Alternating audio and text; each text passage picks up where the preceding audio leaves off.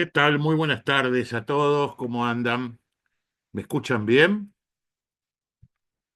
Sí, se escucha. Díganme que sí, díganme que se escucha bien. Hola. Hola. Fer, Hola, hola, Fer, hola, perfecto. Fer. Bueno, Hola, buenísimo, buenas tardes. buenísimo. Un gusto estar con ustedes aquí. Vamos a compartir entonces esta charla que nos habíamos propuesto, donde vamos a conversar. De antemano les anticipo de un concepto que no me gusta demasiado.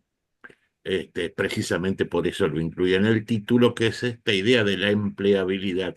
No, no es que no sea un concepto que me desagrade, sino que lo considero un concepto fuera de época, pero de alguna manera de esto es de lo que vamos a conversar en este espacio que vamos a compartir hoy. Em, yo voy a ir desarrollando la charla en distintas etapas, más allá de aquellos espacios que deliberadamente les pida algún tipo de intercambio. Por supuesto que está abierto para que permanentemente para que cualquiera de ustedes pueda compartir su parecer, su mirada, sus opiniones en torno a los distintos temas que vayamos enfocando.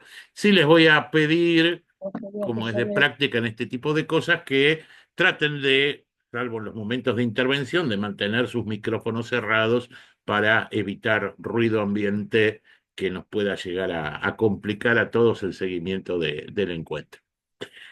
Bueno, hecha la presentación formal entonces del espacio, vamos a retomar nuestra presentación Perdón, visual. Fernando, ¿la vas a grabar? Sí, se está grabando ya. Ah, perfecto, perfecto. Sí, se está grabando ya. Se está grabando ya. Bueno, perfecto. Entonces, vamos a empezar a compartir algunas ideas y vamos a ir, como les decía recién, conversando sobre ellas, permanentemente abierta la discusión en este sentido. Recién les decía que en lo personal no me gusta mucho esta idea de la empleabilidad. Les decía que no me gusta, no porque me genere algún tipo de reacción, sino que simplemente la considero fuera de época. Al menos en esta sociedad contemporánea y en términos de cuestiones que tienen que ver con transformaciones evidentes, pero que vamos a ir repasando juntos, que tienen que ver con el mundo del trabajo en general y podríamos decir con la propia caracterización de las organizaciones que son generadoras de esos trabajos. A ver, no voy a ser demasiado original en decir que no solamente en el mundo laboral y organizativo y en el mundo de los negocios, para plantearlo de una manera todavía más amplia, estamos en una época de grandes transformaciones, sino que muchas de estas transformaciones obviamente cortan transversalmente todos los aspectos que hacen a la vida en sociedad. Y esto, obviamente, como muestra simbólicamente el gráfico en pantalla, genera. Perdón, están todos viendo mi pantalla, no, no les pregunté. Sí, Fer. Bien, Sí, gracias, perfecto. Sí, se gracias. ve, sí. Como simbólicamente nos muestra la imagen de pantalla, genera múltiples vías que se cruzan entre sí con curvas y contracurvas y bifurcaciones que en definitiva nos llevan a una situación de incertidumbre. Esta idea de empleabilidad, más allá de que parecería ser que se ha puesto de moda, sobre todo en la última década o en las últimas 2 décadas, en realidad es un concepto que viene de unos 150 años atrás y tiene que ver con un concepto que asocia directamente lo que durante siglos y siglos, ¿sí?, a lo largo de la evolución de la humanidad se vinculó con la idea del trabajo a la idea del empleo. Y valga aquí entonces una primera diferenciación que me gustaría que vayásemos incorporando, ¿no? No es lo mismo hablar de trabajo que de empleo. El empleo, en todo caso, es una forma particular de trabajo y una forma muy particular de aquello que en algún momento se bautizó como la revolución industrial. Pero bueno, no quiero irme demasiado en cuestiones históricas por ahora, pero digamos que detrás de esta idea de lo que significa el empleo, sobre todo para aquellos profesionales, y cuando digo profesionales no me refiero exclusivamente a una cuestión de graduación universitaria, como tal vez muchas veces se asocia, sino para aquel que es capaz de dominar determinados conocimientos y determinadas técnicas y aplicarlos a la generación de valor. De alguna manera se fue construyendo una historia, como un gran cuento, en torno de cuáles eran las expectativas que aquellas personas que precisamente tenían estos conocimientos y que podían aplicarlos en determinadas circunstancias, podrían ir transformando su vida y ascendiendo socialmente a partir de ello. Y si me permiten una nota memoriosa, no me voy a remitir a estos 150 años atrás que les decía, pero sí, si me permiten, me voy a remitir a los últimos 50 años. Y les voy a hablar un poquito de cuando yo era chiquitito, ¿sí? Cuando yo era chiquitito, que vivía en un barrio suburbano, recuerdo muy claramente como cuando mis mayores hablaban de los distintos vecinos, de las personas que vivían allí. Podríamos decir, yo vivía en aquellos típicos barrios, como se solía decir, de clase media, ¿sí? Sí, en aquel momento, donde, bueno, básicamente también como de una manera mucho más popular se decía, bueno, vivían los laburantes. En ese barrio donde yo vivía, en las cuadras que rodeaban mi casa, la casa de mis padres, había en particular algunas casas que eran más ostentosas que otras, ¿no? Es decir, eran de mayor tamaño, de mejor diseño. Y recuerdo muy claramente que la gente, mis mayores, se referían a ellas en términos de quiénes eran sus dueños, pero no de quiénes eran sus dueños en términos de personas, ¿sí? Sino quiénes eran sus dueños en términos de aquella actividad que desarrollaban. Entonces se decía, por ejemplo, bueno, ahí donde está la casa del médico.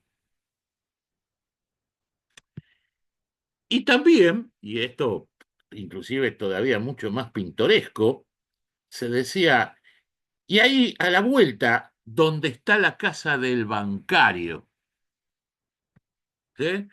Y fíjense qué particular, Marcelo, que es tan joven como yo, debe tener muy claramente identificadas estas caracterizaciones.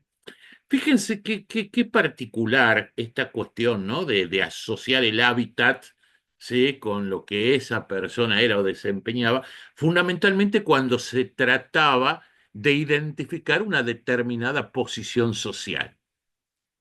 Pero en realidad, lo que marcaba esta caracterización popular no era otra cosa que los dos grandes modelos, ¿sí? De progreso social que se visualizaban en aquella época. Uno, el del médico y del bancario, ¿no? Por decirlo de alguna manera. Pero, ¿qué es lo que representaba eso de decir el médico? Bueno, era aquella persona que, como se decía y todavía se dice en algunos ámbitos, ejercía una profesión liberal, ¿sí?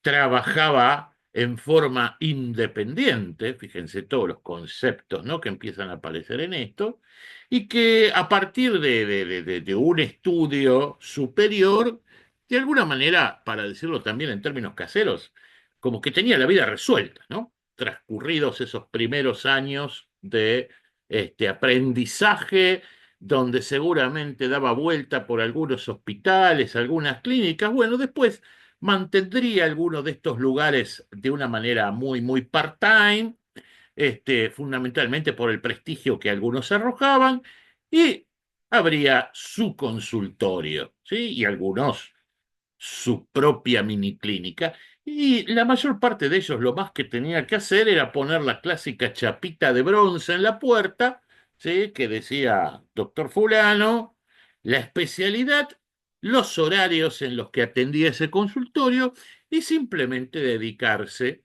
¿sí? A esperar y atender a los pacientes que se acercaran al mismo. Y este era el modelo que una vez asentado iba a sostener a lo largo de toda su vida. Por otro lado, y también como signo claro de una mirada acerca de lo que era el ascenso social, estaba ese otro, ¿no? O sea, la casa del bancario. ¿Y el bancario quién era?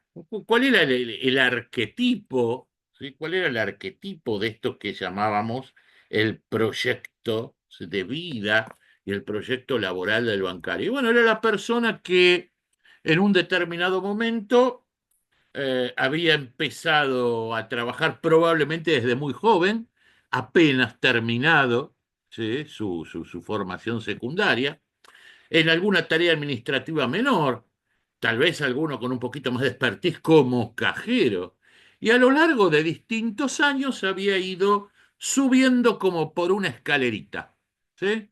De ser algún tipo de jefe de algún tipo de sección, pasaba tal vez a ser el tesorero o el contador, ¿sí? Como se llamaba y todavía se llama en las estructuras tradicionales de los bancos, en algún momento gerente de alguna sucursal y los top de los top gerentes zonales, o tal vez ya en el sumum del desarrollo de su carrera con alguna función gerencial en la casa matriz.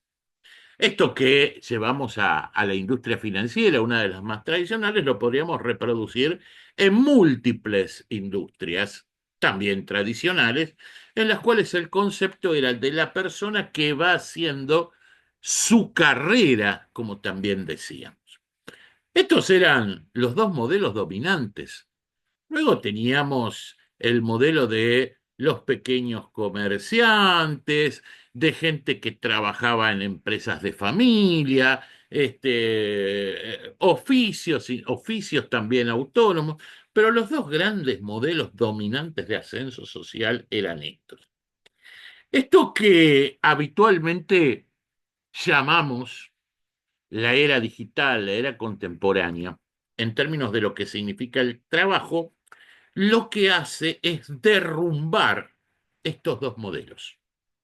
A partir de distintas causas manifiestas ya latentes que forman parte de esta transición que atravesamos, ahora vamos a hablar un poquito de a qué nos referimos cuando hablamos de una transición, lo que ha hecho es derrumbar estos dos modelos. Hoy es inviable concebir el ascenso social y el desarrollo de una persona, o bien en el modelo de ejercicio independiente de una determinada profesión, o bien en el modelo de carrera corporativa tradicional de ir subiendo escalón por escalón, de ser posible dentro de una misma empresa o cuanto menos dentro de una misma industria.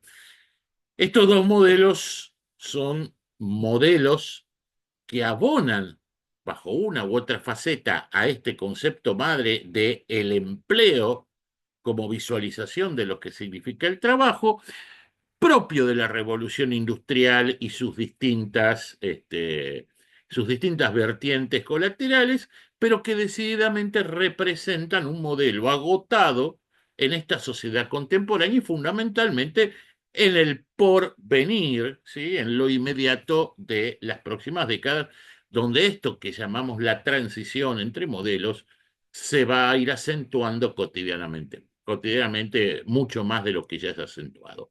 Porque, como dice alguna vieja canción de rock, así terminamos el capítulo de nostalgia, como dice alguna vieja canción de rock, citada allí en la pantalla.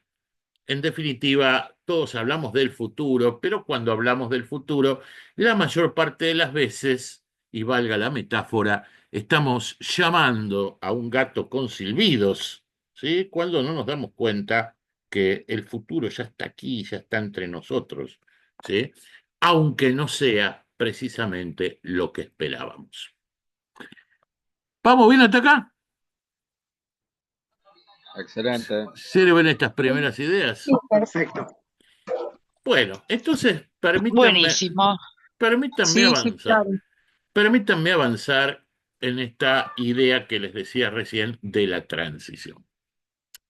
Lo primero que vamos a hacer, vamos a despojarnos, vamos a poner un horizonte de tiempo que los vamos a dividir en dos o tres fases, ¿sí? Los próximos 5 años, los próximos 10 y un poquito más allá para la perspectiva de quienes son más jóvenes. Lo primero que vamos a hacer, vamos a desterrar algunas visiones apocalípticas, ¿sí? Porque tampoco pasa por ahí. Les puedo asegurar que dentro de estos horizontes que estamos hablando, no va a ocurrir nada de esto, no va a ocurrir nada de lo que ustedes están viendo en pantalla. Quédense tranquilos si alguno se siente incómodo por ello, a pesar de que esto sí ya está ocurriendo. ¿No es así? Totalmente. Pero bueno, no, tampoco nos vamos a sumergir en una Matrix donde estemos dominados por inteligencias mecánicas ni nada que se le parezca, ni vamos a ser cultivados como alimento de las máquinas. Nada de esto va a pasar.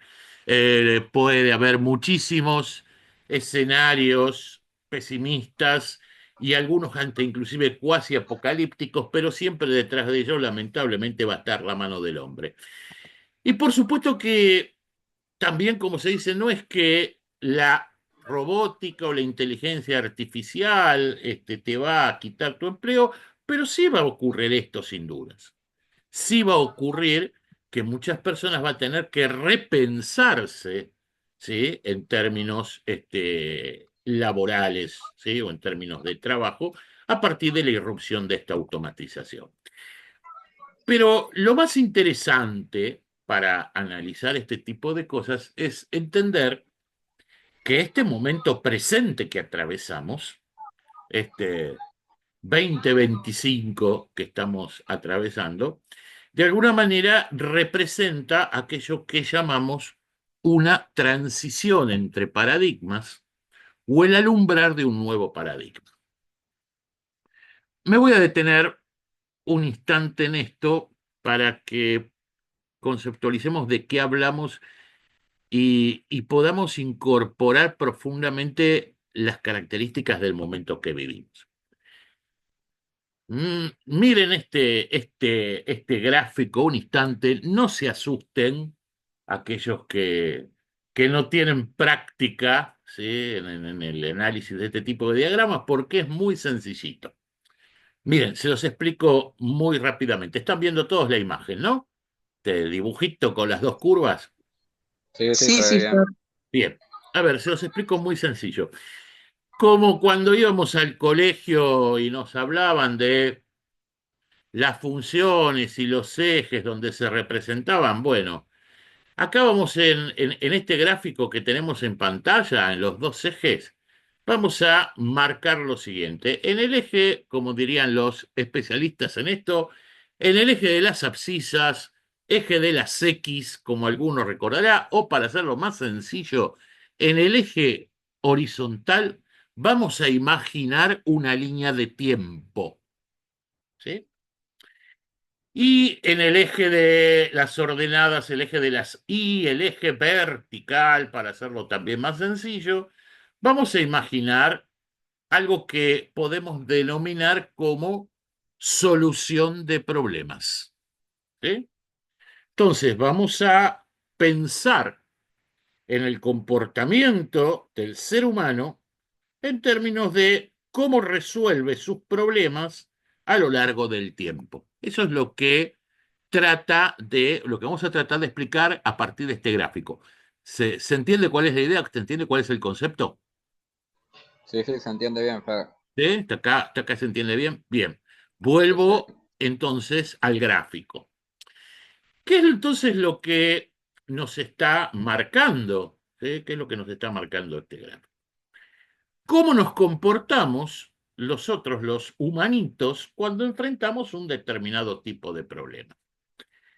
Fíjense esta primera curva que aparece, así que tiene esa media forma de S, donde dice paradigma vigente, representa en general cómo nos comportamos los seres humanos cuando, vuelvo a insistir, enfrentamos algún problema.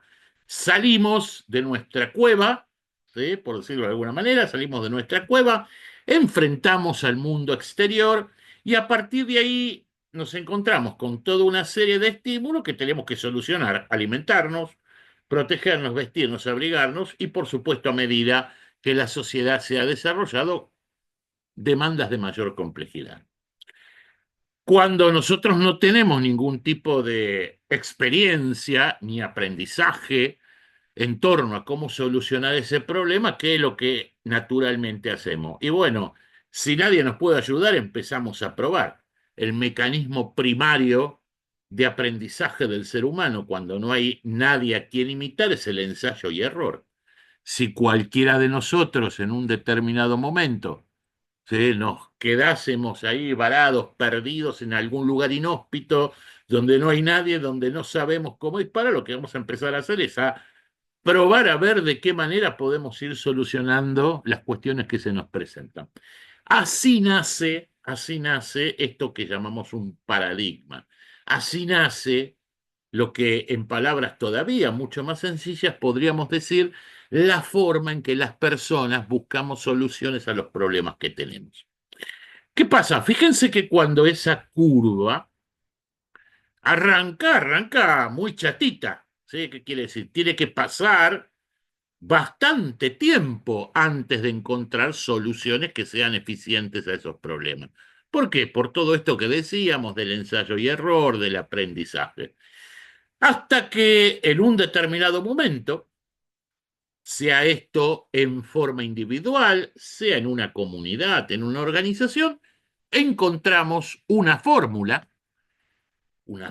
de atacar ese problema que nos permite encontrar una solución razonablemente eficiente para el mismo. Entonces, a partir de ahí, fíjense cómo la curva empieza a crecer, lo que significa que en un lapso más reducido, la calidad de solución de esos problemas es cada vez mayor. ¿Me siguieron hasta acá? ¿Es claro el análisis? Sí, perfecto. Sí, sí, claro. Bien, Sí, se perfecto. entiende bien. Bueno, pero ¿qué es lo que pasa? Como digo habitualmente, por más rápido que nosotros vayamos, el mundo siempre va a ir más rápido que nosotros. Esa solución tan perfecta que en algún momento habíamos encontrado a nuestros problemas, en un determinado momento empieza a flaquear, ¿sí? El nivel de impacto de esas soluciones cada vez es menor. Sí, nos sigue solucionando el problema, pero ya no es tan perfecto, hasta que alcanza un punto. Fíjense en el gráfico, el que está señalado como punto B, que dice punto de máxima respuesta, que no es otra cosa que decir: hasta acá llegamos, ya no puedo obtener mayor beneficio, mayor satisfacción, mayor calidad de respuesta en estas cosas que siempre hice.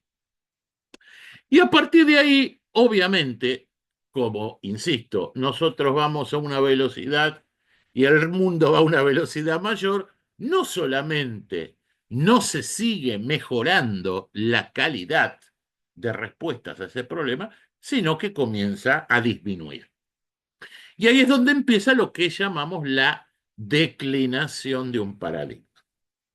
¿Pero qué es lo que pasa? A veces, bueno, pero pará, flaco, ¿por qué no nos extinguimos? Bueno, a la luz de algunos comportamientos sociales no lo sé. Pero si no los hemos extinguido, es porque dentro de lo que significa un rasgo muy propio del ser humano, que es la curiosidad, la búsqueda, en algún momento algunas personas, mucho antes de que comience a declinar ese paradigma, empiezan a generar cosas nuevas, empiezan a inventar cosas nuevas, empiezan a encarar los problemas de siempre de una manera distinta. Y ahí lo que ocurre, lo llevo al gráfico nuevamente y a donde dice punto A, aparece lo que llamamos la innovación temprana. ¿Qué es lo que significa esta idea de la innovación temprana? Que comienzan a ser un nuevo paradigma, que comienza a surgir una nueva forma de interpretar el mundo y en consecuencia una nueva forma de hacer las cosas.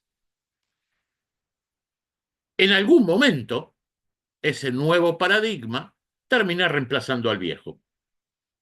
Lo vuelvo a poner en el punto C, donde dice punto de ruptura, y vemos que en algún momento la curva nueva decididamente comienza a arrojar mejores resultados que la vieja, que decididamente sigue declinando hasta extinguirse. Así ha funcionado la historia de la humanidad desde sus mismos orígenes. ¿Sí? ¿Queda claro este modelo de análisis? Sí, sí, clarísimo. Sí, perfecto. Pero quiero hacerlos reparar en Perfecto. algo. Quiero hacerlos reparar en algo. ¿Sí? ¿Qué? Recuerden que en ese eje horizontal nosotros medíamos el tiempo. Y fíjense lo que pasa entre el punto A y el punto C. Hay tiempo que transcurre. ¿Sí? Y en ese tiempo que transcurre, el viejo paradigma todavía sigue dando mejores respuestas que el nuevo. Entonces hay muchas personas que dicen, che, pero pará, flaco, ¿cómo es esto? Porque vos me hablás de lo nuevo, vos me hablás de lo que va a venir, vos me hablás de esto, de aquello, pero pará, yo sigo saliendo a la calle todos los días y los problemas que tengo son los mismos de siempre y los soluciono más o menos bien de la misma manera, o por lo menos trato de hacerlo.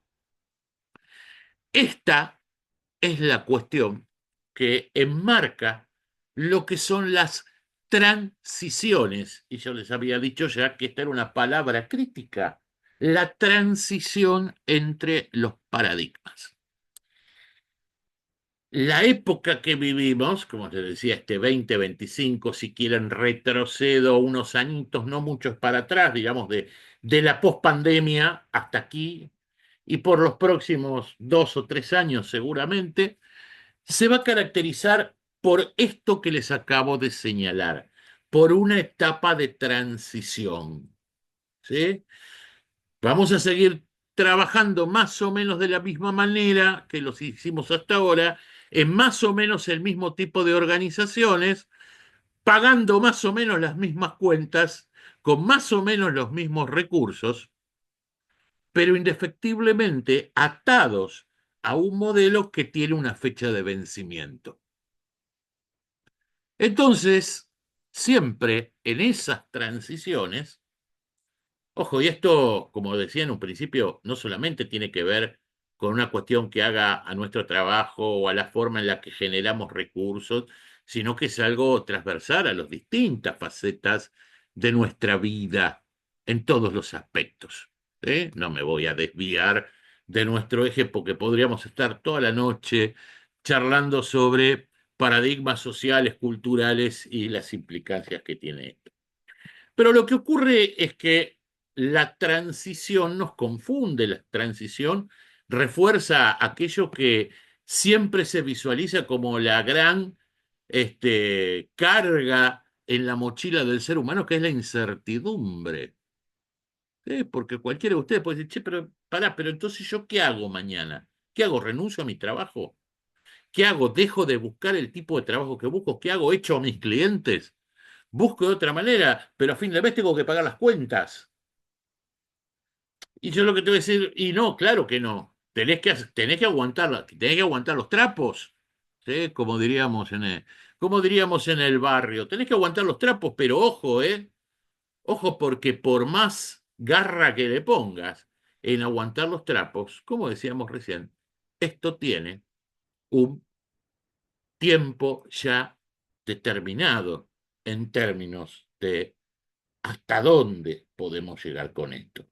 Entonces, la gran habilidad, ya que siempre hablamos de habilidades, o la gran competencia en este tipo de cuestiones es cómo navegamos la transición y cómo nos preparamos, ¿sí?, para ese punto de ruptura que cada vez se encuentra más cercano.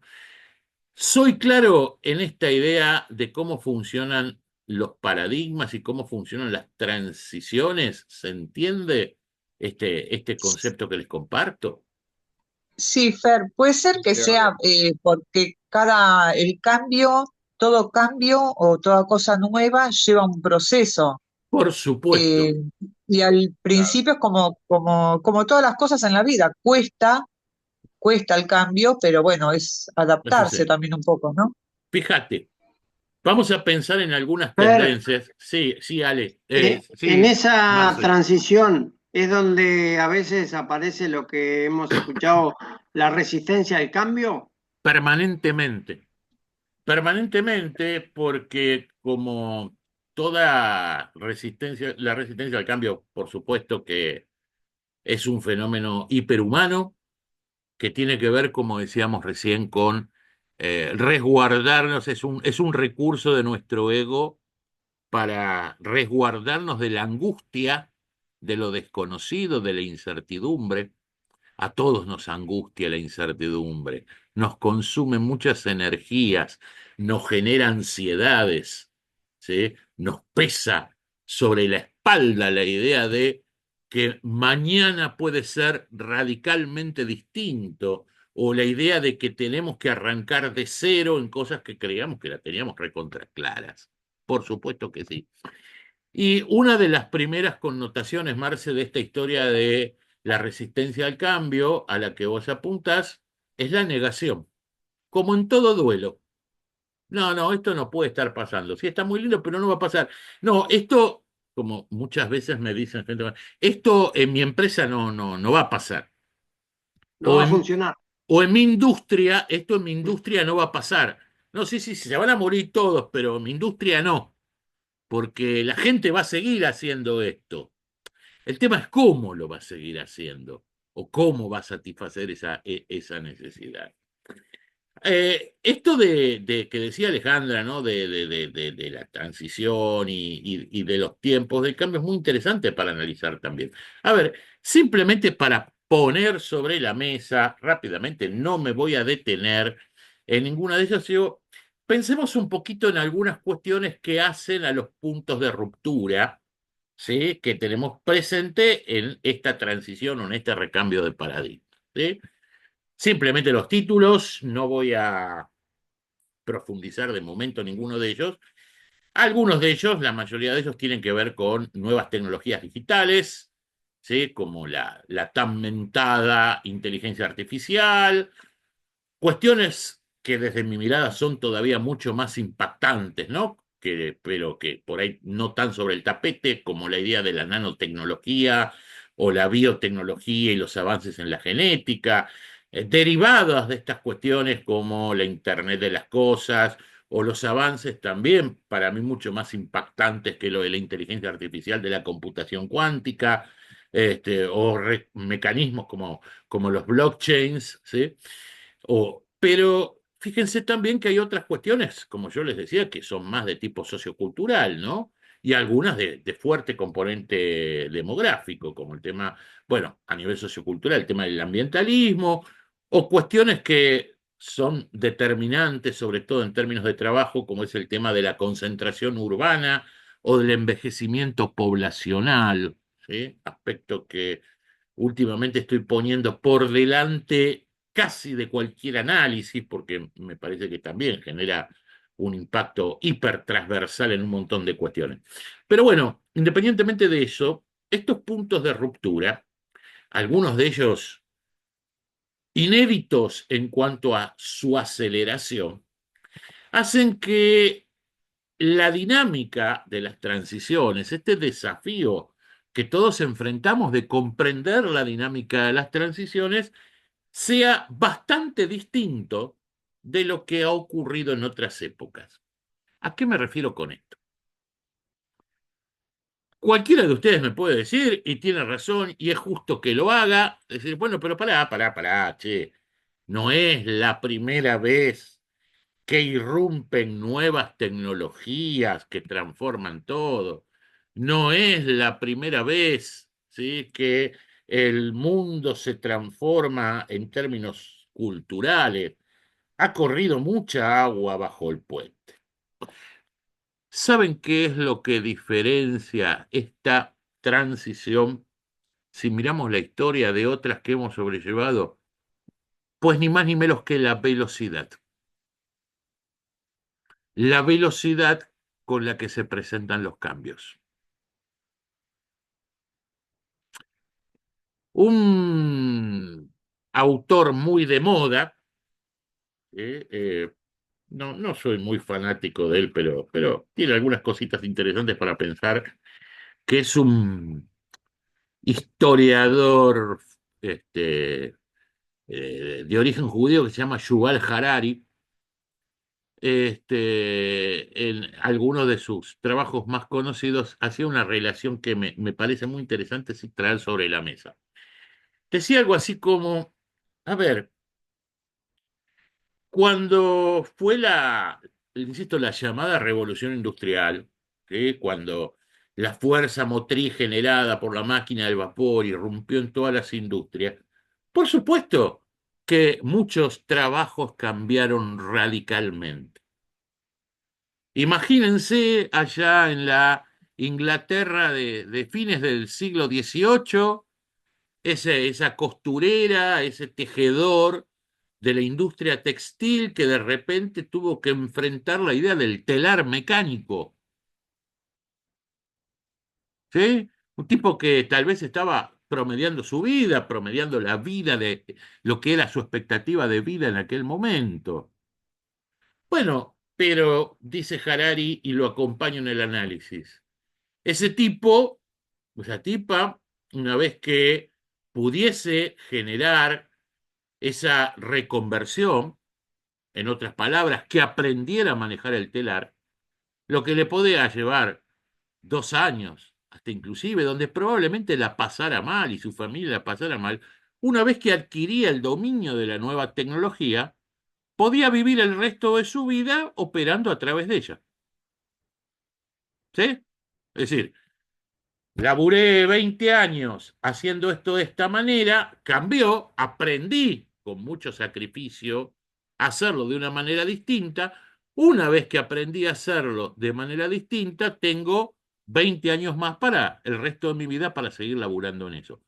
¿Se entiende, no? La lógica de este razonamiento.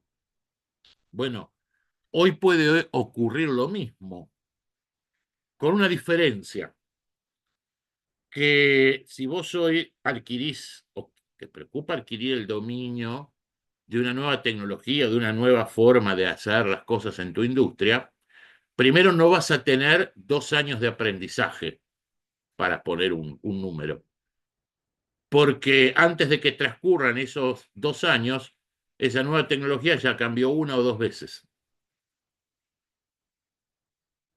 Y por supuesto que aunque puedas seguir esta carrera de actualización, de ninguna manera lo que con mucho esfuerzo puedas aprender para reconvertirte, para regenerar tu manera de trabajar, te va a servir para el resto de tu vida. Esa idea de la reconversión o la reinvención, como algunos dicen, no es que la vas a tener que desarrollar de una vez y para siempre, sino que la vas a tener que desarrollar en forma permanente. Va a ser tu estado natural, con sus ganadores y con sus perdedores. ¿Sí? Entonces, la principal cuestión, nuevamente sumida a esta idea de el tiempo, es que no vas a tener tiempo. También, como algunos dicen, un robot no se va a quedar con tu trabajo, pero claro que sí, que va a cambiar la descripción del mismo. Y lo va a hacer muy rápida y repetidas veces. Otro gráfico de análisis sobre esto que decía Alejandra hace un ratito sobre los procesos de cambio y los tiempos y la adaptación. Ya saben cuál es la lógica, ¿sí? Nuevamente vamos a pensarlo del tiempo. Lo que hay algo que se llama modelo de transición de Bridge, que básicamente lo que trata de explicar cómo se dan estas transiciones de las que hablábamos hoy, ¿no? Entonces dice, bueno, una vez que yo atravesé la primera zona, la que está más grisada, que es esa zona de resistencia al cambio, como decía Marcelo, ¿no?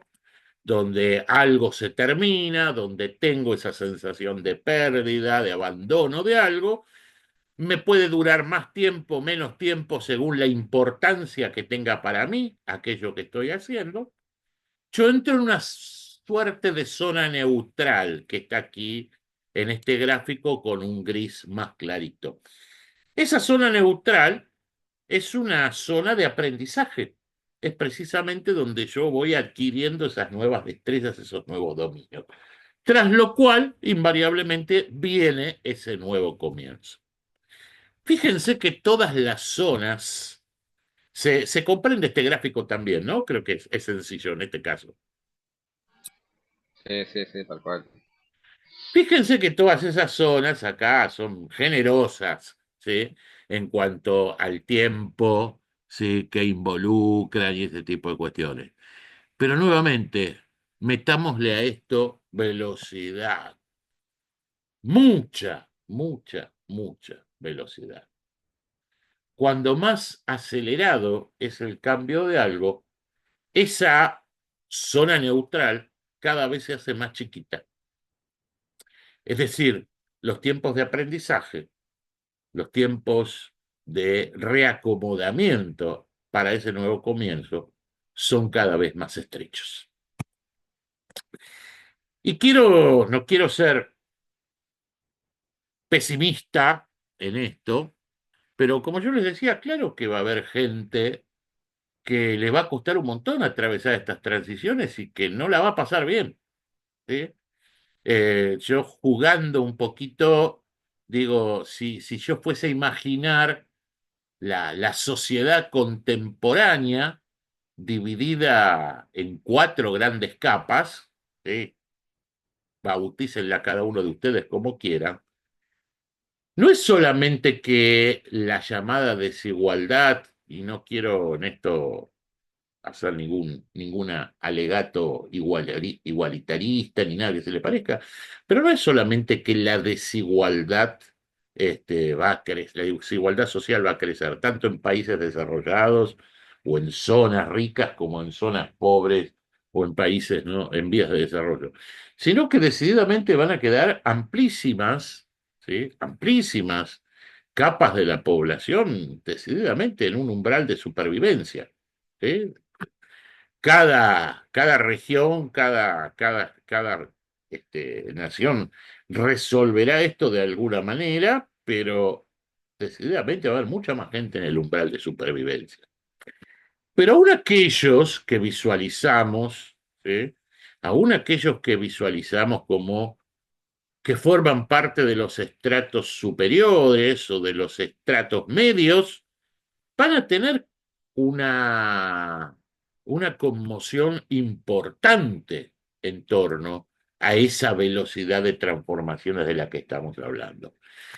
Como yo digo, dentro del estadio superior, sí, hay tipos que decididamente van a consolidar su predominio, como digo, parafraseando el sabio Guardiola, se convertirán en el puto amo. Hay tipos que no les va a cambiar nada, pero hay muchos tipos de los cuales vamos a ver una caída importante, a veces tal vez mirada desde hoy que nos parezca impensada, y en sectores que hoy podríamos decir razonablemente oxigenados. También aquellos que no sean capaces de inventar un nuevo juego, probablemente van a tener un tropiezo sin retorno en este tipo de cuestiones.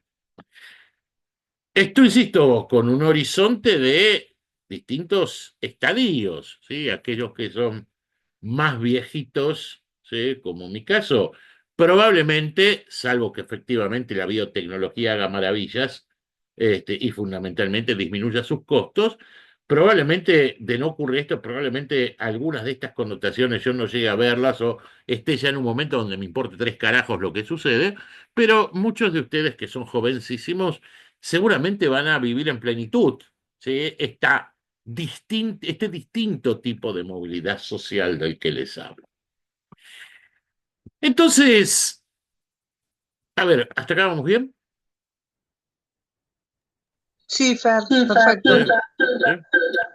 Entonces, vamos ahora en esta segunda parte, vamos a explorar algunas pistas. Voy a dividir más o menos esta presentación en tres partes, ¿no? La primera era esta introducción sobre el contexto macro y sus connotaciones.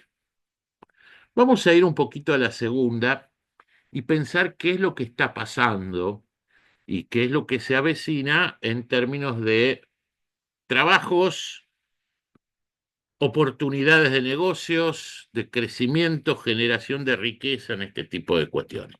Vamos a explorar algunas pistas. Mira, la mayor parte de los especialistas dicen que las 10 industrias top, es decir, léase, aquellos sectores de mayor crecimiento en estos próximos 5 años, ¿sí? Lo que viene de acá adelante, van a tener bastante que ver, estamos hablando a nivel mundial, no necesariamente en nuestro país o regional, pero no va a moverse demasiado la aguja, si ustedes ven cuáles son algunas de las industrias, ¿sí? Van a girar en torno a esto. Fíjense que en el top 5 de esto aparecen en el top, dos industrias claramente vinculadas a las tecnologías digitales. Aparece por ahí dentro del top 5 una industria que si bien no es exclusivamente digital, está fuertemente soportada por esto, como son los servicios financieros tradicionales, pero bajo formato digital. Y en el medio de este top 5 aparecen dos industrias claramente extractivas, lo cual no debe sorprender a nadie. Y para aquellos que, independientemente de la tecnología que lleven incorporada, decididamente las llamadas economías primarias no están agotadas ni mucho menos. Nada que ver. En todo caso, serán objeto de un proceso también de profunda transformación, pero están vivitas coleando y en expansión. Fíjense cuáles son las otras 5 industrias que completan este primer panel, ¿sí? Del puesto 6 al 10. Me callo un poquito para que puedan leer. ¿Qué les moviliza esa idea de esas otras 5 industrias? Estamos hablando de los próximos 5 años. ¿Sí? Que son más cercanas a nosotros. O sea, las otras parecieran más lejanas Ajá, porque por el nivel de estructura que tendrías que tener como para acceder, y las demás cinco son más cercanas a nosotros. Y otra cosa que me quedé con el punto anterior, no solo la velocidad cambia, sino el nivel de especialización que necesitas para enfrentar todos los cambios que vienen. O sea, no es solo que es todo más rápido, sino que vos tenés que ir más al hueso, más a lo específico para poder ajá. ayornarte también. Bueno, ok, buen punto. Ambos muy buenos puntos, Dani. Ahora el primero de ellos, ahora inclusive lo vamos a profundizar. Respecto al segundo, que lo vamos a abordar ahora en breve, digo, ojo que es un tipo de especialización distinta. ¿Sí? Es un tipo de especialización distinta. Con algunos creo que lo compartí, si no, después se los envío a los que no lo tengan. Un artículo fabuloso que salió, bueno, una columna más que un artículo, de uno de los matutinos del fin de semana que hablaba de lo que llaman la formación T, ¿sí? Donde uno de alguna manera sí construye una especialización, sería, digamos, el palito vertical de la T, de la letra T, pero que en un determinado momento tiene que abrir y convertirse en un generalista, ¿no? Los principales pensadores contemporáneos hablan, inclusive utilizan una expresión que dice la revancha, la nueva revolución tecnológica es la revancha de los generalistas. ¿Sí? Ahora vamos a analizar por qué. Muy buen punto lo que observaba sobre estas otras 5 industrias, ¿sí?, que forman parte del panel. Fíjense, adicionalmente de la cercanía o del tipo de estructura o de inversión que requieran, que bien apuntaba Daniel, fíjense adicionalmente que si bien detrás de todas está la idea de lo humano, las 5 que siguen a las top 5, claramente son industrias que requieren del toque humano o que están dominadas por el toque humano, ¿no?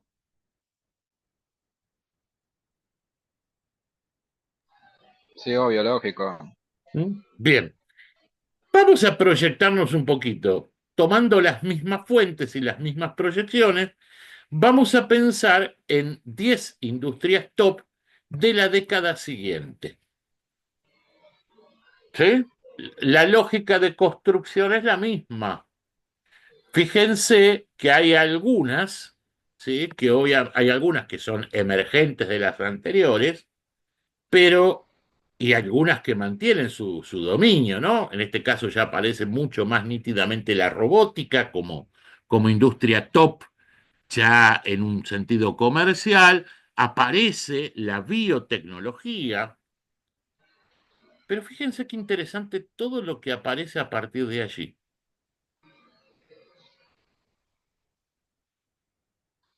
Insisto, estamos hablando de pronósticos de la próxima década.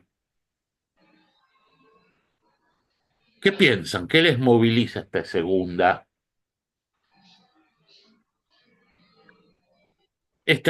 lista? Que tiene que ver con La la persona, el globalización. individuo está centrado en ellos, todo ese tipo de industrias. Ah, Que ok, todo se va acomodando.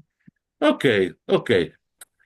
Adviertan, por supuesto, que hay determinadas transformaciones en términos, por supuesto, de la agricultura, que ya no se visualiza, que la idea de lo sustentable ya no se visualiza como una cosa extensiva y extractiva. Observen que en el campo de la energía aparece también esta idea de la energía renovable, ¿sí? Con un fuerte componente científico, obviamente aparece la genética, ¿sí?, como una de las vedettes del cuadro, pero el tema entretenimiento, salud, seguridad, educación sigue apareciendo y sigue apareciendo en el top. Nuevamente, vuelvo a pensar en términos del componente humano. Por supuesto que no estamos hablando ni del entretenimiento, ni de la salud, ni de la seguridad, ni de la educación tal como hoy lo concebimos. Pero son espacios, ¿sí?, que invariablemente van a estar presentes. Entonces, y ampliando un poquitito más, y ahora, ya con todo, digo, tal vez es un momento a propósito de reconversiones donde cada uno de nosotros, sujeto por supuesto a su gusto, a su perfil y a su especialidad, empiece a tratar de explorar lo contracultural. ¿Qué es lo que les quiero decir con esto, no? De explorar lo contracultural. Que no necesariamente, ¿sí?, en el top de la digitalización se encuentran las oportunidades, que no necesariamente en esos puntos de ruptura, como les decía, de la computación cuántica, la inteligencia artificial, se encuentran las grandes oportunidades. En todo caso, podemos encontrar grandes oportunidades en espacios que utilizando, que aprovechando esas tecnologías, rescaten, ¿sí? Y por eso me encantó la metáfora del robotito hecho con cajas de cartón, ¿no? Rescaten hasta inclusive lo artesanal, o si lo quieren, la impronta humana. Yo les digo, no importa qué tan heavy o qué tan hard imagines el soporte, ¿sí?, de tu negocio, de tu trabajo, de tu especialización profesional para los próximos 10 años. hacelo de tal manera que se diferencie a partir de una nítida impronta humana. ¿Sí? Que, insisto, no significa ni volverse tecnofóbico, que no significa ni negar la importancia o el impacto de las tecnologías, pero entender que las tecnologías en un determinado momento se convierten en un commodity. Y muy rápidamente. Hace 5 años, para no ir tan atrás, inclusive menos, ¿cuál era la carrera del futuro? Es más, todos decían, tenemos que enseñarle a programar a los pibitos cuando están en la primaria. Y la programación, tal como la entendemos, y fíjense qué loco, ¿no? La programación como actividad, como oficio, como empleo, tal como es una de las profesiones más amenazadas en los próximos 5 años, ¿sí? Porque la programación en el sentido tradicional la va a hacer una inteligencia artificial autónoma y se va a activar por comando de voz, ¿sí? La idea de el pibe con carita de nerds detrás de un teclado, perdón, se me cayó el micrófono. La idea de un pibe con carita de nerds, ¿sí? Detrás de un teclado, ¿sí? Tipeando a gran velocidad, ¿sí? Códigos indescifrables para los mortales, es una imagen de museo, casi tanto como la de un contador con su abaco. ¿Soy claro en esta idea?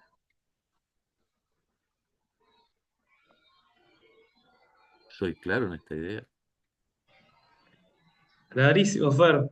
De hecho, hay algunos pensadores que dicen que el desarrollo tecnológico lleva la misma lógica que el desarrollo de la economía, del capitalismo.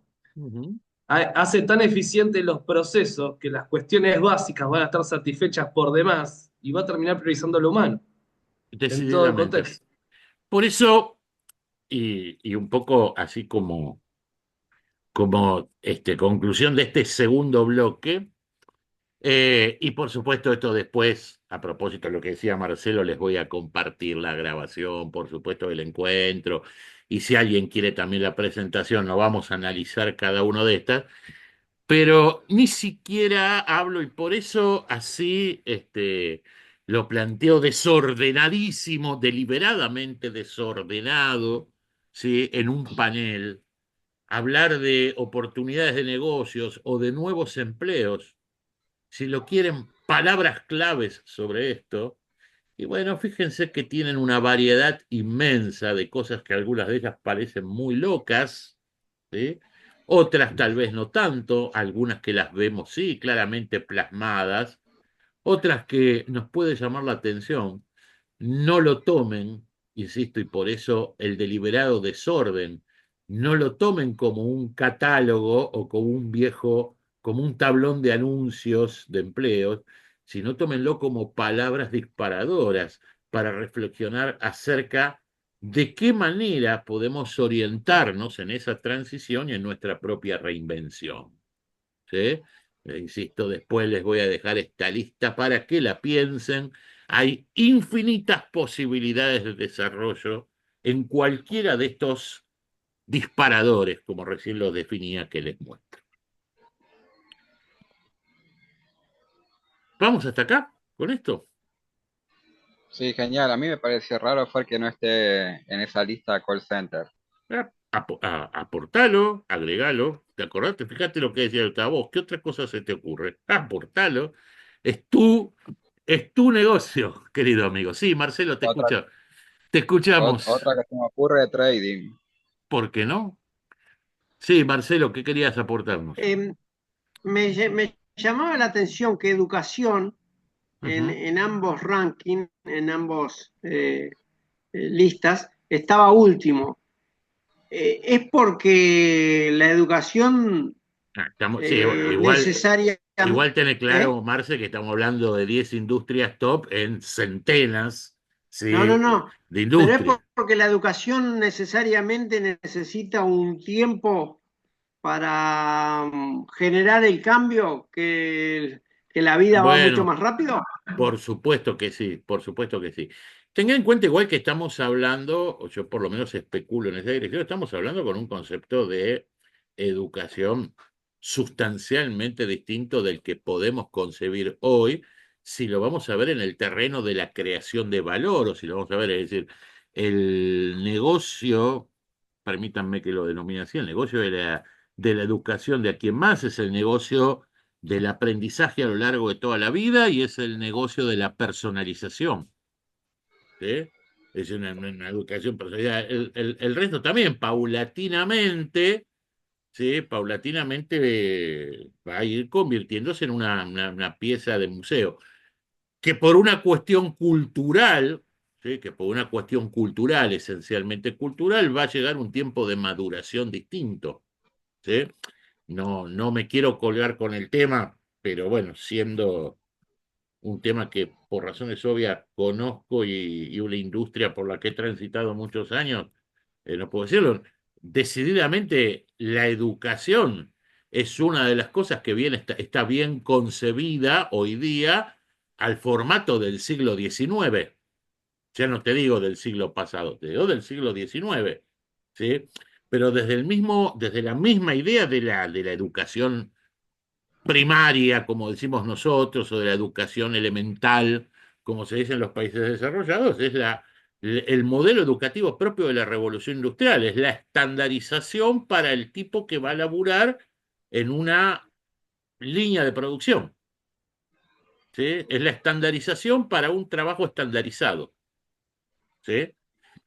Que en un determinado momento, después de la segunda posguerra, ahora ya sí en el siglo pasado, se trasladó como concepto, se trasladó como concepto a la educación media, donde también se construye un sistema para proveer a una estandarización, ¿sí? de empleo. De nuevo, como cuando nosotros éramos chicos, Marcelo, ¿vos qué sos? ¿Bachiller o perito mercantil? ¿Sí? Bachiller. Bueno, yo soy perito mercantil, caliencho. Bueno, ahí tenés, somos dos formatos de dinosaurios formados en ese modelo. Ojo, no cambió nada en los últimos 30 años, 30, 40 años, tampoco cambió absolutamente nada, al contrario, empeoró. ¿Sí? Y después de la crisis del 70 y la hiperinestabilidad de los mercados, ¿sí? A partir de la crisis del 70, ese mismo modelo se trasladó a la universidad. ¿Sí? Con lo cual, bueno, obviamente toda la línea de producción, por decirlo de alguna manera, está concebida de esa forma. Pero esto que vos decís, más allá de estas cuestiones de disparadores y de oportunidades, y ya metiéndonos en el tercer concepto grande que quería explorar con ustedes hoy aquí en esta tarde, eh, hay a partir de ahora una diferencia que va a ser cada vez más notoria, que en la lengua sajona está muy claramente diferenciada, tal vez no tanto en el español, y por eso lo puse en el original, la diferencia entre work y job, que es de alguna manera eso que les decía de entrada, ¿no? La diferencia entre trabajo y empleo. ¿Cómo sienten ustedes esta diferencia? ¿Es lo mismo hablar de un trabajo que hablar de un empleo? No, totalmente diferente. Ajá. A ver, Rodri, ¿vos en qué lo Por, sentís diferente? por ejemplo, un trabajo sería, no sé, un playero en una de YPF, ponele. Ujú, Y, y digo, perdón, al revés. Un empleo sería un trabajo de YPF. Y después un trabajo sería, por ejemplo, no sé, ser contador. ¿Me explico? ujú. Ok. A ver, más allá de la categorización que le podamos dar a una u otro, lo que está claro es que trabajo, como concepto amplio, implica todo esfuerzo humano aplicado a la generación de un valor económico. ¿Sí? Claro. Sí, sí, tal cual. Yo trabajo cuando aplico mi conocimiento, mi habilidad, mi fuerza física, lo que sea, según el tipo de actividad, a generar un valor económico. Claro, sí, sí. El campesino medieval, ¿sí? El campesino medieval, independientemente después de que el señor feudal se quedara con la mayor parte, el campesino feudal trabajaba la tierra con su esfuerzo físico, con sus manos, con sus primitivas herramientas, y generaba un valor económico a partir de esa actividad. ¿Cómo lo hacía? Como sabía, como podía, como había heredado, como había visto, como había observado. En todo caso, el señor feudal no bajaba y le decía, no, flaco, mirá, tenés que ponerle el arado al caballo de determinada manera o tenés que abonar la tierra en tal momento. No, no, no, no. Él era dueño de la forma en la que aplicaba su conocimiento a esa generación de valor. Si generaba valor, se convertía, como un siervo de la gleba. Bueno, el señor feudal le aseguraba la tenencia de la tierra, la protección y eso. Si no generaba valor, se moría de hambre. Era desterrado y se moría de hambre. Claro, básicamente sería en el contexto en el cual uno lo aplique, digamos, en ese sentido, ¿no? Sí. La idea del empleo, ¿sí? Piensa en lo que significa en sí la palabra empleo. Hay algo o alguien que te usa y que te usa de acuerdo a qué, de acuerdo a un determinado formato. ¿Vieron lo que decíamos hace un rato, la descripción del puesto? ¿Sí? La mayor parte de las veces, y a propósito de transiciones, cuando uno dice estoy buscando trabajo, la mayor parte de las veces lo hace dentro del formato que bien deberíamos llamar estoy buscando un empleo. Porque cualquiera sea el medio, no importa si es un tablón de anuncios, si es una... Uno agarra, abre cualquier tablón de anuncios digital y dice, estoy buscando tal cosa. Y bueno, ¿qué es lo que requiero? Que conozca, que sepa hacer esto, que sepa hacer lo otro. ¿Qué pretendo del puesto? Tal cosa, tal otra. Es decir, nos están ofreciendo una descripción, ¿sí? Del qué tenemos que hacer y la mayor parte de las veces de cómo lo tenemos que hacer.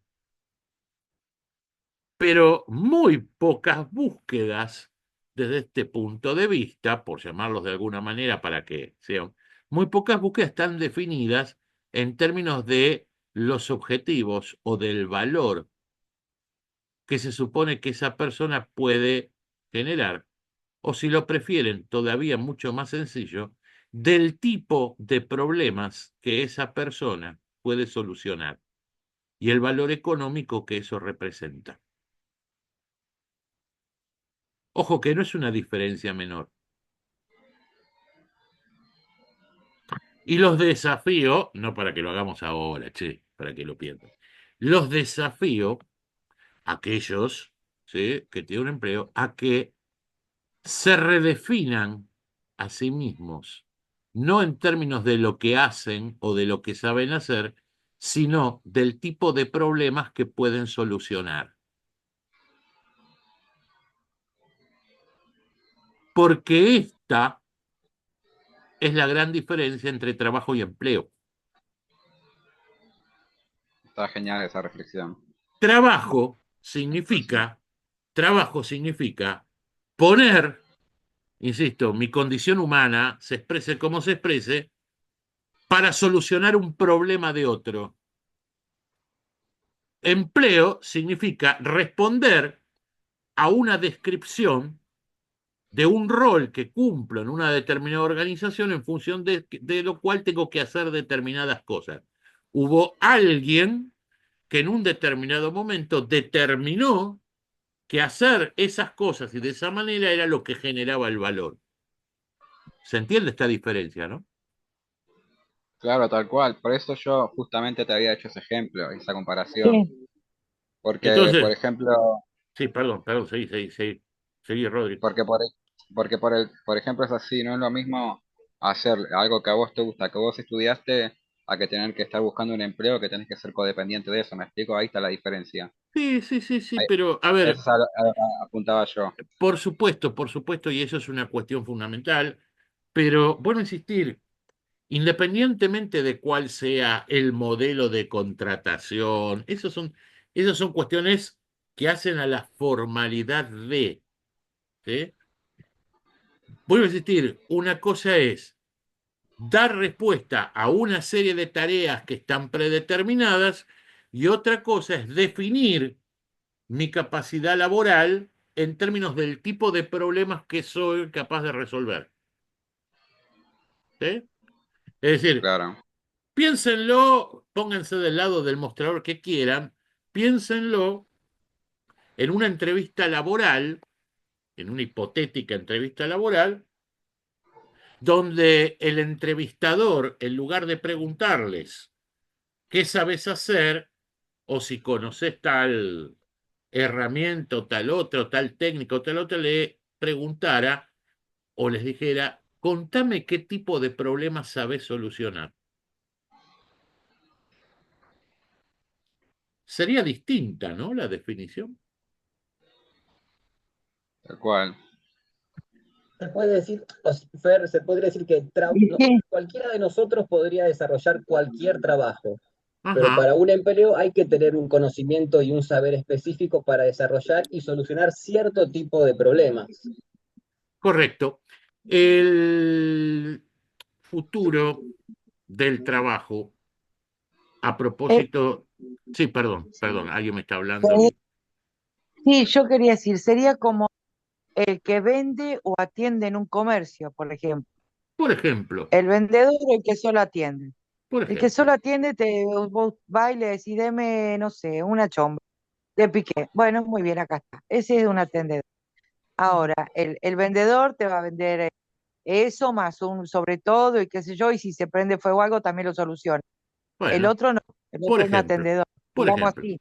También es una buena aproximación. A ver, a lo que apunto, jóvenes amigos, es el futuro del trabajo, tal como lo leemos habitualmente en distintos artículos, conferencias, exposiciones, ese tipo de cosas, no va a tener que ver, por eso decíamos hoy en una de las imágenes, no es que un robot nos va a quitar el trabajo, va a quitar la descripción del puesto. ¿Sí? La descripción del puesto va a tener que ver con la programación de esas inteligencias mecanizadas, artificiales o como la quieras llamar. El futuro del trabajo de todos y de cada uno de nosotros no va a tener que ver con las características en las que podamos responder o no a un estándar de un puesto, sino que va a tener que ver con nuestra capacidad de solucionar problemas. No va a tener que ver con el nivel de automatización o el tipo de tecnología aplicada, ¿sí?, que involucre eso, sino va a tener que ver con qué es lo que somos capaces de hacer a partir de ellas.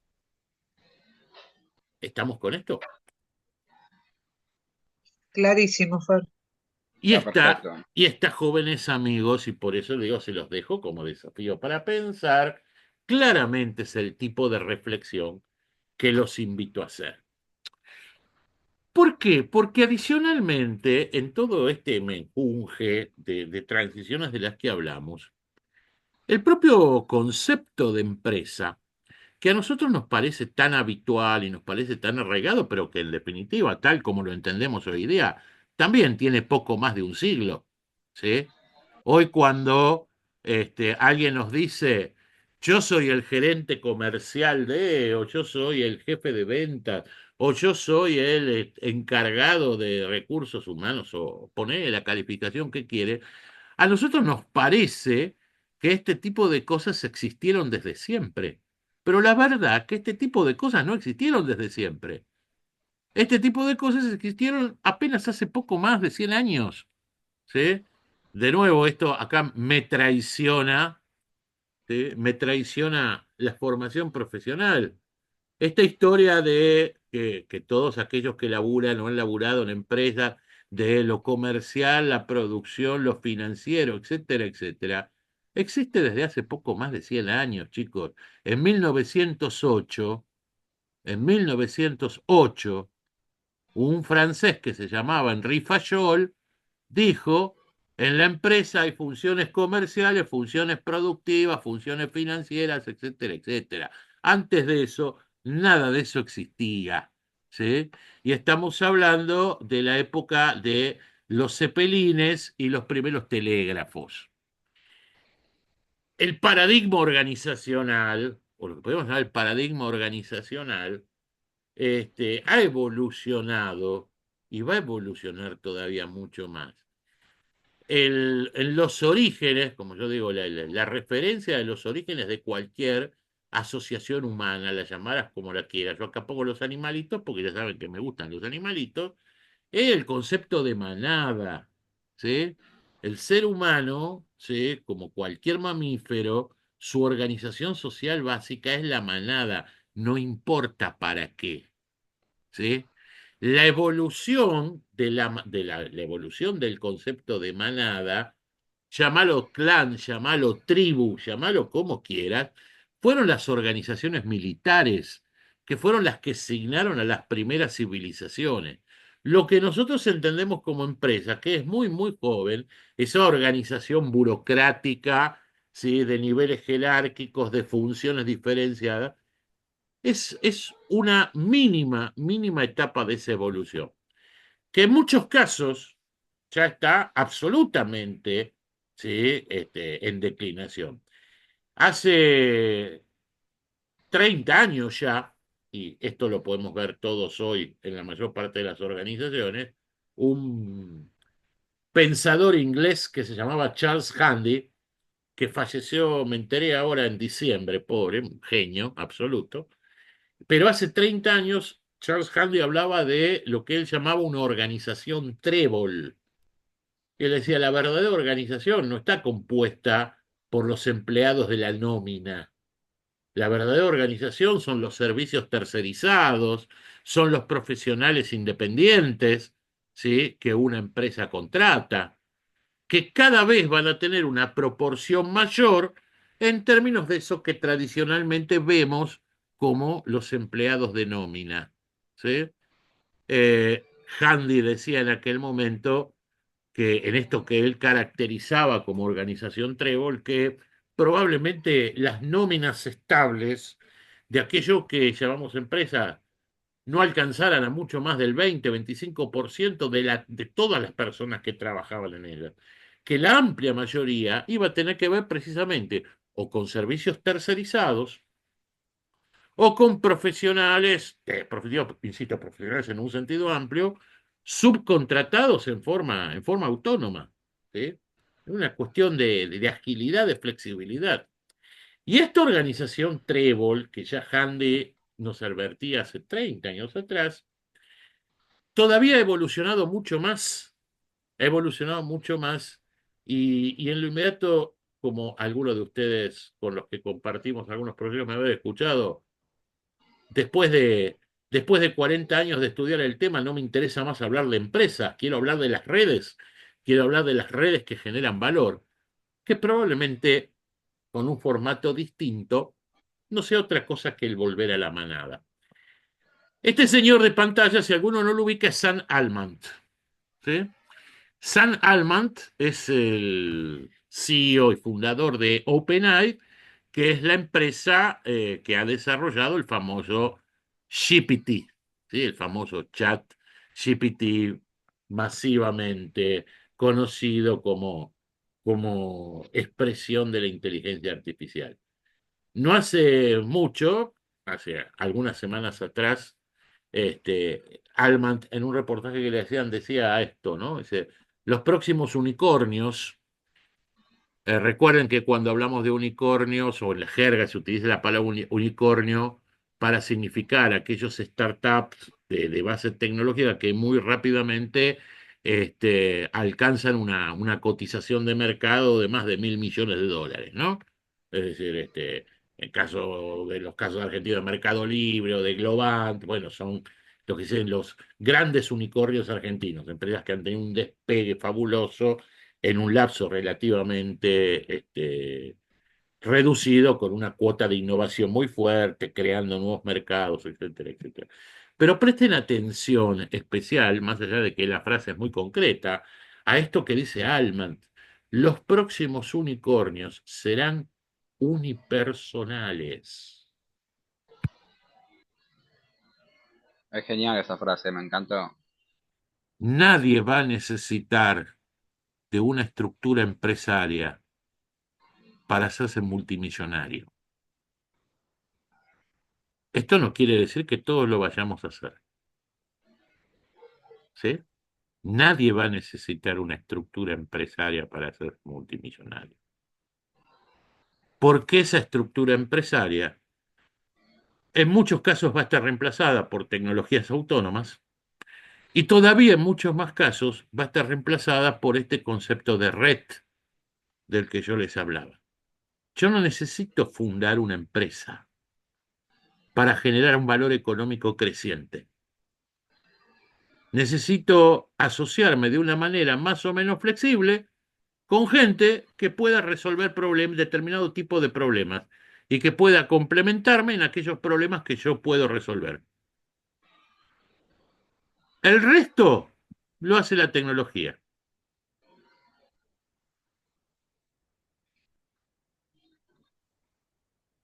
Es que es ¿Sí? así, Fer. Claro que es así. Y esto es lo que... Ponele, eso sería como ponerle un ejemplo, ¿no?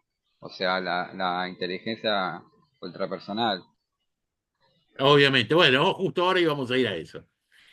Por eso, yo hace un tiempito, en una charla que daba, algunos se tensionaban porque yo les decía que estamos entrando en una era de la no empresa, ¿sí? Que no es otra cosa que decir, como digo, que ese concepto de empresa como estructura, como jerarquías, como descripciones de puestos, etcétera, etcétera, entra en este paradigma todavía vigente, pero que se va deteriorando cada vez más.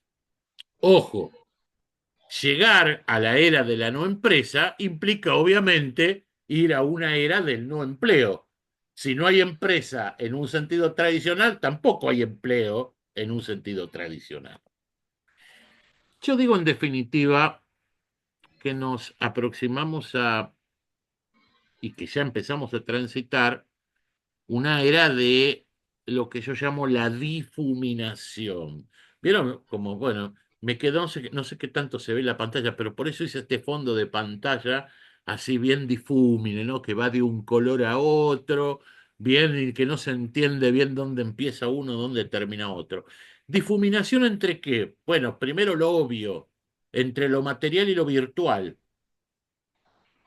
¿Dónde va a empezar lo material y va a empezar lo virtual? ¿Qué sé yo? Difuminación entre ese concepto tradicional de empleado y el emprendedor. Difuminación inclusive entre la empresa comercial y la organización social.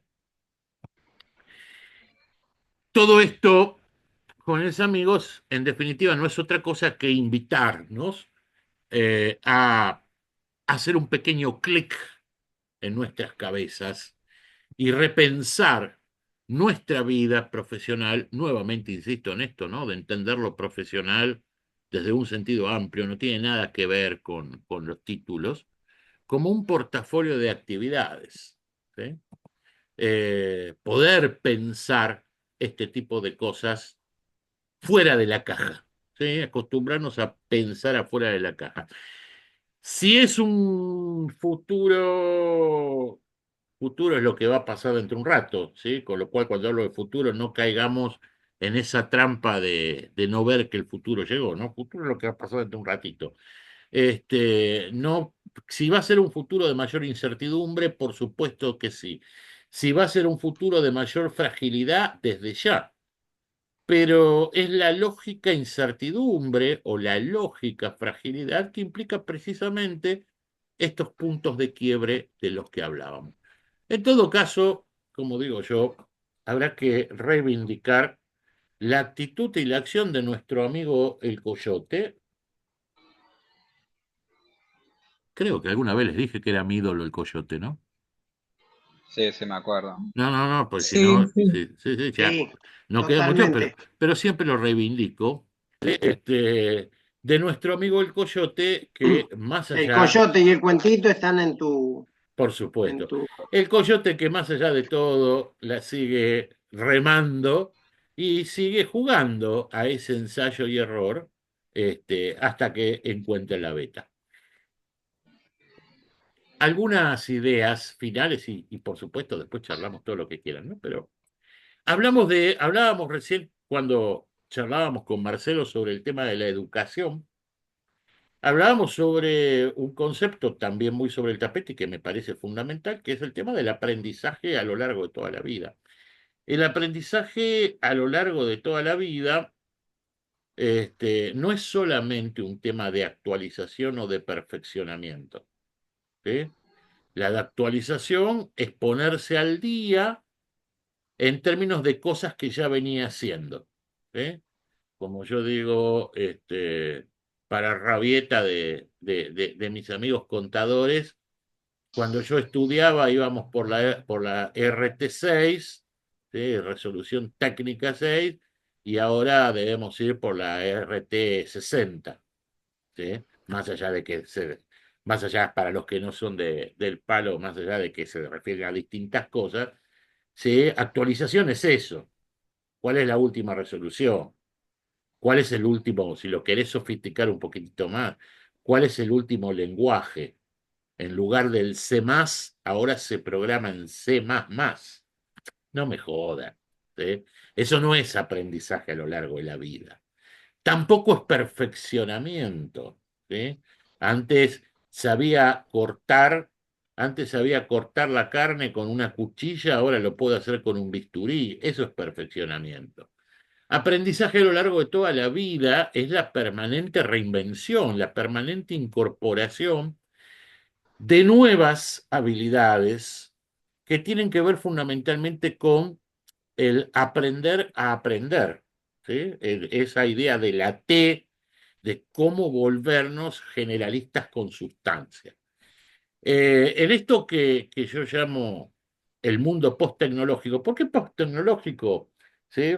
Me faltó esta definición de entrada, o no, no era necesario que la diera de entrada, porque nosotros tenemos que pararnos en una postura donde la tecnología ya pasó, ya está. O sea, no es lo que va a venir, es lo que ya vino, es lo que ya está instalado, ¿sí? Es lo que está ocurriendo a nuestro alrededor.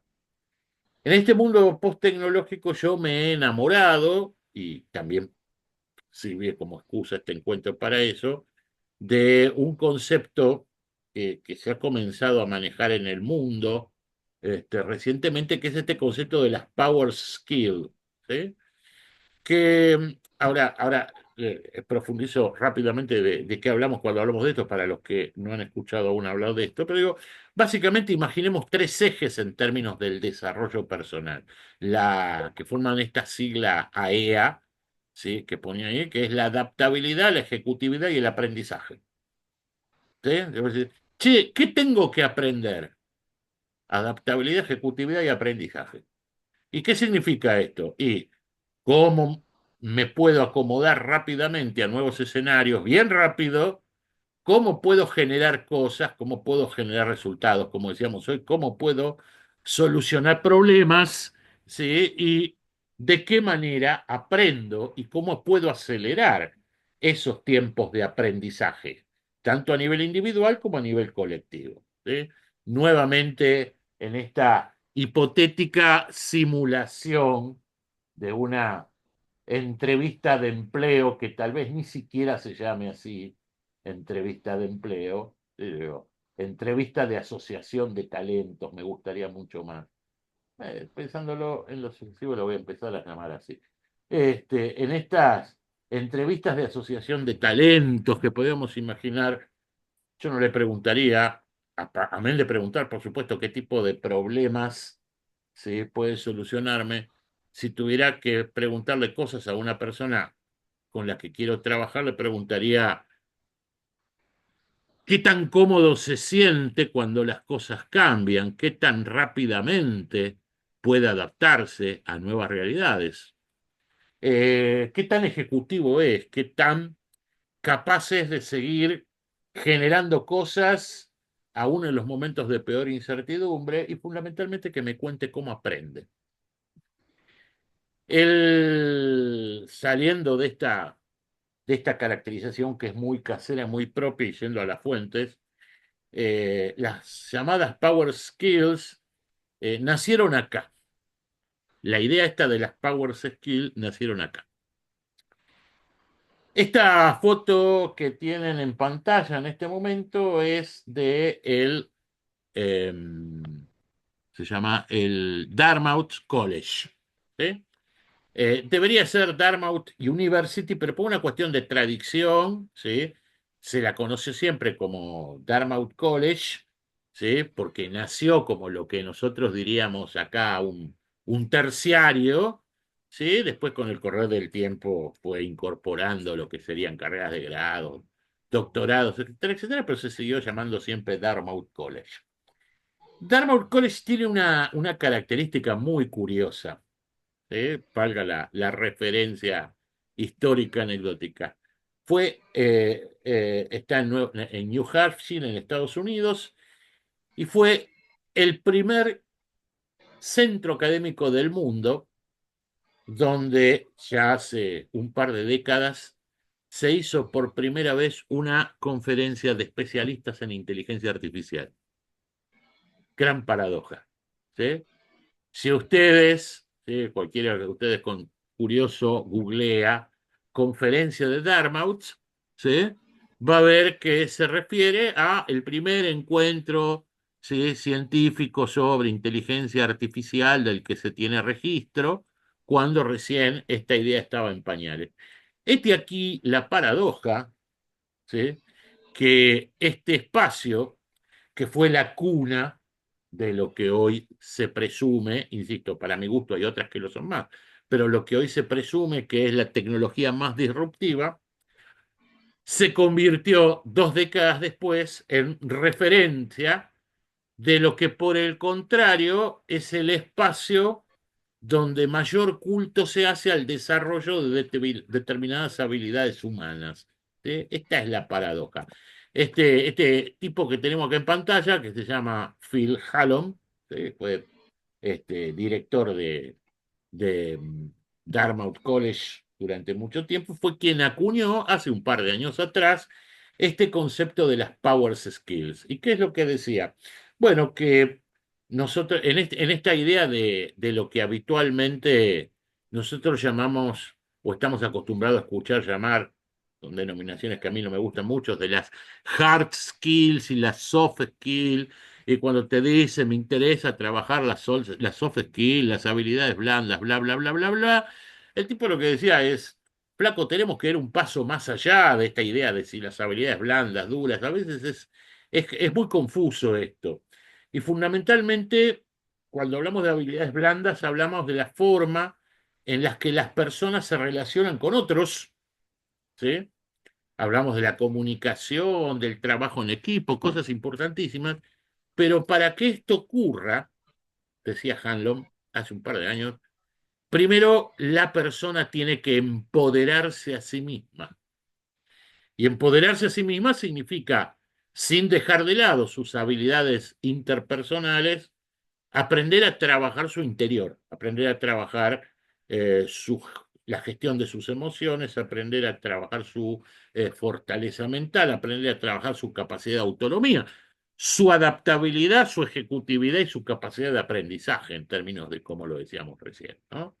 Las power skills están vinculadas a cuestiones que tienen que ver con lo social, como el tema liderazgo, pero fundamentalmente están también vinculadas a lo que es la cultura emprendedora, la autonomía, la resiliencia personal, la capacidad de innovación.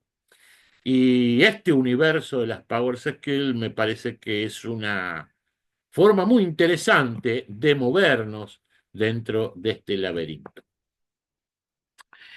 Hay les cuento una anécdota, bueno, una anécdota, les traigo un concepto final, o casi final. por lo menos de mi participación. Hay una emprendedora y muy reconocida a nivel internacional, que se llama Rebeca, ¿sí? Juan, ¿eh? Rebeca Juan, no sé si la han escuchado nombrar, que habla de algo que dice, que ella llama la estrategia del bisonte. ¿Qué es esto de la estrategia del bisonte?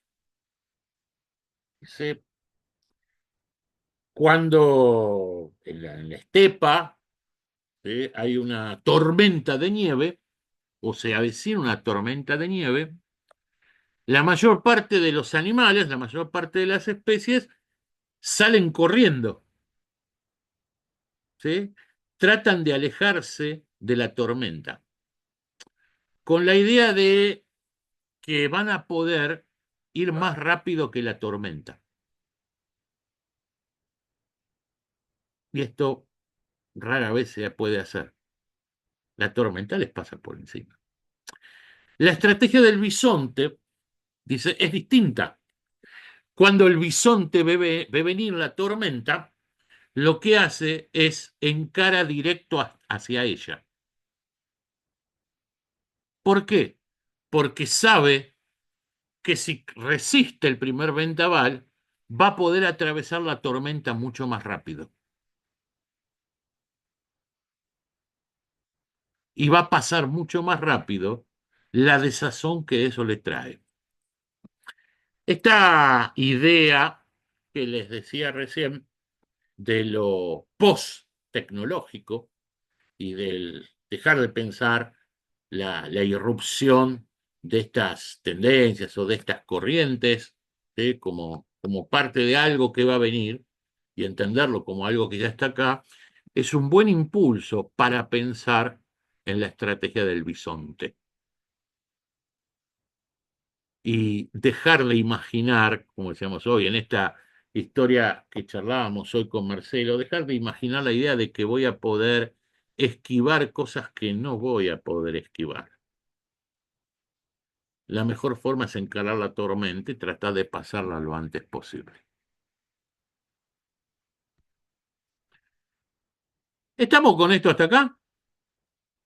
Sí, Fer, muy bueno, Bueno, muy bueno. creo Muy que, bueno. creo que Sí, todos lo saben, tal pero cual. ¿quieren tomar un café? Porque esto sí lo van a ver en breve. No, en serio. Se nos ha ido ya casi todo el tiempo y por supuesto estoy a disposición. Antes de irme, sí, como ustedes saben, y ya que veníamos hablando de animalitos, si bien entiendo que todos ustedes, los que están acá, la amplísima mayoría lo conoce, por si alguno no, les voy a pasar un chivo a propósito de las Power Skills. Estamos en este momento promocionando y a punto de empezar un diplomado especialmente enfocado a esto, con lo cual, bueno, si a alguien le interesa profundizar el tema, yo les digo, las Power Skills hoy por hoy están en el tapete de los principales líderes mundiales y también de las principales organizaciones en términos de demanda. Y está bueno que si alguien se siente movilizado por esto, tiene un espacio donde va a poder profundizar. Bueno, yo no los jodo más, ya saben, los quiero mucho a todos. Este, les agradezco la compañía y bueno, por supuesto, a disposición para conversar lo que quieran conversar a partir de ahora.